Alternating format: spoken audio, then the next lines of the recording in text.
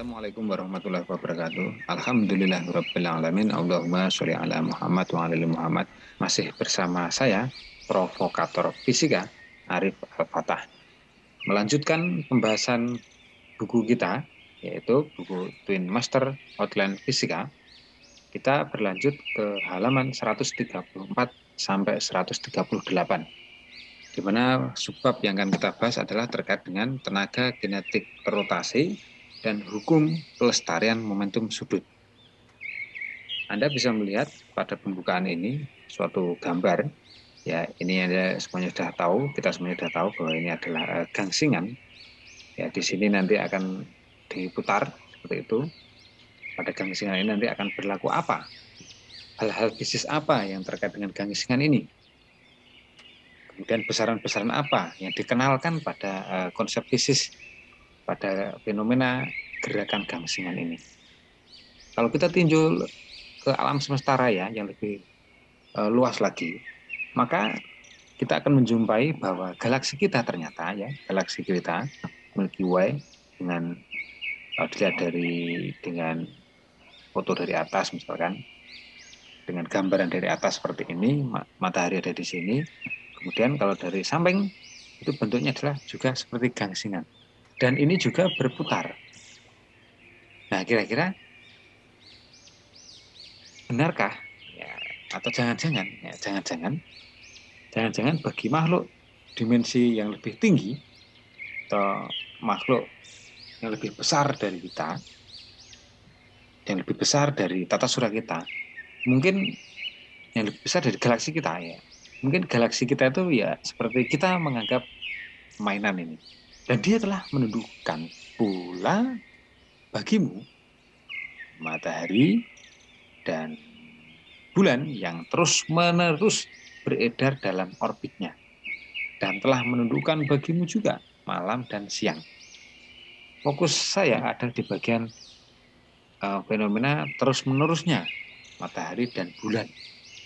Apa proses-proses bisnis atau kebijakan-kebijakan Tuhan apa yang ditampilkan dalam proses-proses bisnis, yang ditampilkan dalam alam semesta tersebut. Mengapa matahari dan bulan terus-menerus beredar dalam orbitnya? Mengapa bumi juga terus beredar dalam orbitnya? Padahal dia dalam kondisi jauh atau aphelion atau ketika kondisi dekat atau perihelion dari matahari. Nah, proses-proses bisnis itu ya itu oleh manusia atau oleh fisikawan itu menerjemahkan dalam sebutan-sebutan besaran bisnis. Nanti Anda akan kita kenalkan dengan yang namanya laju putar, momentum sudut, dan tenaga rotasi. Jadi seperti itu pada pembahasan kali ini. Jadi kita akan mempelajari lebih dalam. Mengapa ini kok bisa seperti ini? Oh, ternyata di alam semesta itu berlaku hukum apa?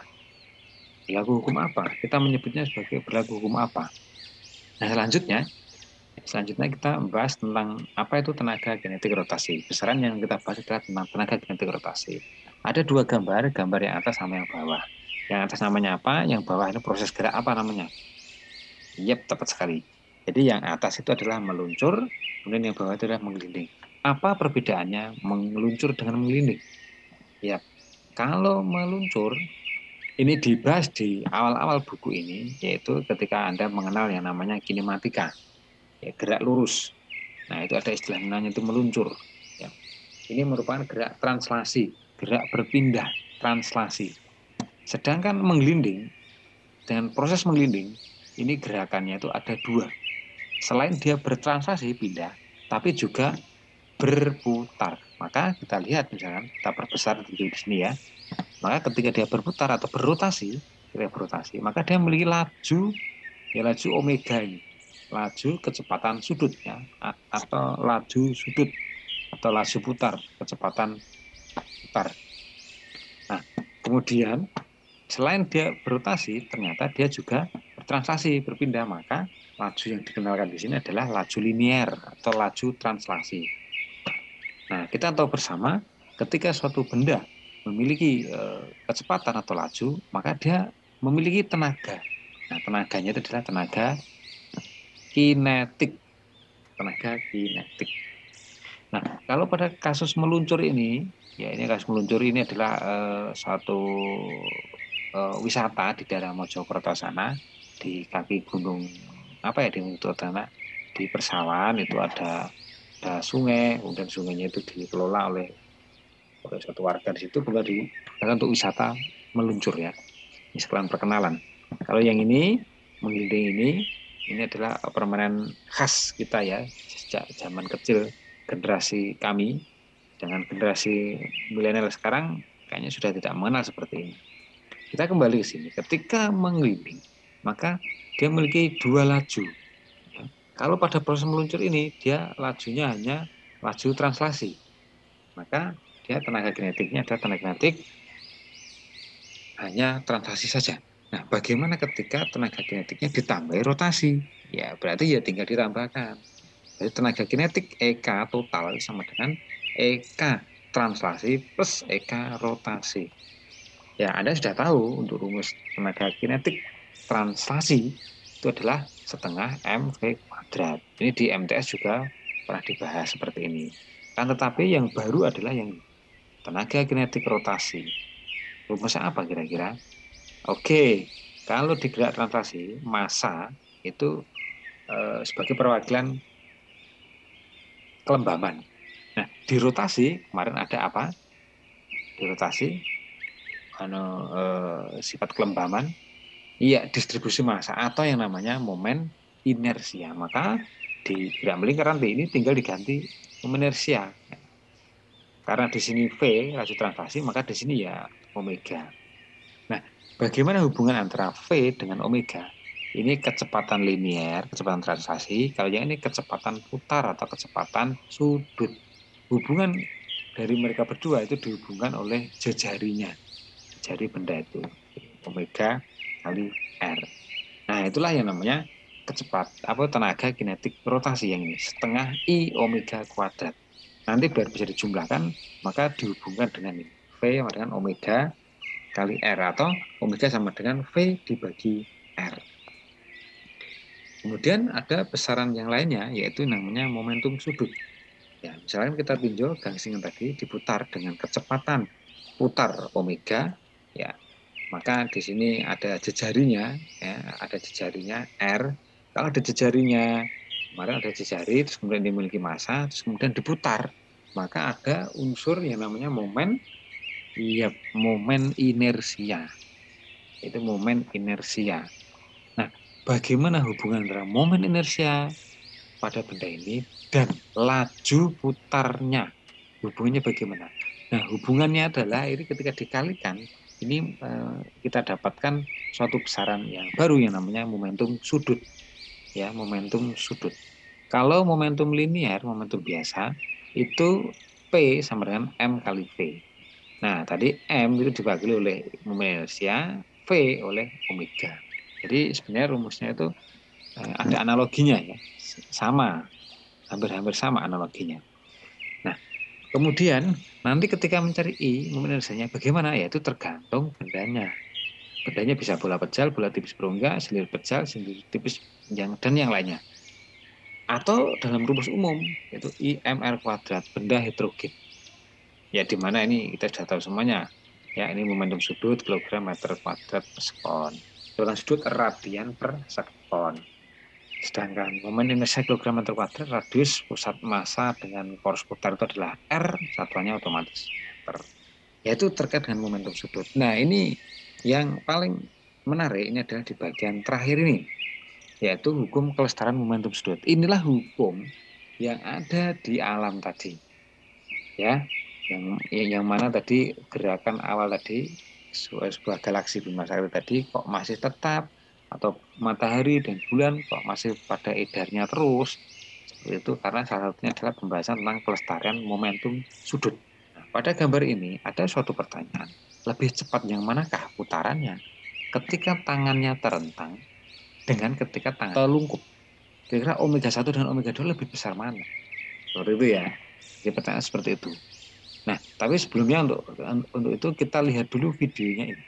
Ya. Ya, ini Profesor Fisika, namanya Lewin ya, Profesor Lewin, Profesor MIT, profesor sangat berpengaruh dalam pembelajaran fisika. Dia akan mempraktikkan satu percobaan tentang hukum kelestarian momentum sudut. Kita lihat, ini ketika tangannya masih terlentang. Coba perhatikan gerakan putarnya, lebih cepat yang mana. Nah, ketika ditelungkupkan tangannya, coba gerakannya. Anda perhatikan? Nah, iya. Ya, terlihat ya. Sangat jelas. Nah, nah, Anda perhatikan? Nah, iya. Ya, terlihat ya. Sangat jelas. Nah, nah.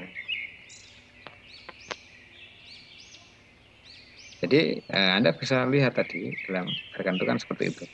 Nah, ini mengapa kok lebih besar? Ya, nah, ketika lebih besar ini alasannya kenapa? Karena Anda bisa lihat R-nya ketika terlentang itu R-nya R1 dibandingkan dengan R2 itu jelas lebih besar R1. Nah, R ini sebanding kuadrat dengan I momen inersianya. Sedangkan momen inersia ini, ya, momen inersia itu berbanding terbalik dengan omeganya. Kalau momen inersianya itu besar, ya maka omeganya kecil. Kalau momen inersianya ini kecil, maka omeganya besar. Jadi seperti itu. Jadi ketika terlentang itu momen inersinya lebih besar sehingga lajunya kecil. Nah, apa yang menyebabkan seperti itu? Nah, itu namanya di situ berlakulah hukum kelestarian momentum, dibunyikan seperti ini. Jika resultan torsi luar yang bekerja pada sistem nol, maka jumlah total momentum sudut sistem adalah lestari atau konstan, baik besar dan arahnya. Jadi ketika kita lihat Profesor Lewin ini, dia ketika dilepas berputar sendiri, itu sudah tidak ada torsi dari luar yang mengenai dia. Ya, dalam sistem kan nggak ada sama sekali. Anda bisa melihat seperti itu.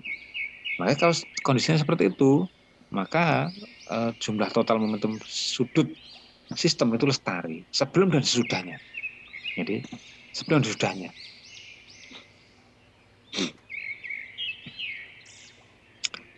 Jadi maksudnya bagaimana? Ini nilainya akan selalu tetap terus lestari. Artinya ketika I1 ini besar, maka nanti omeganya otomatis akan kecil.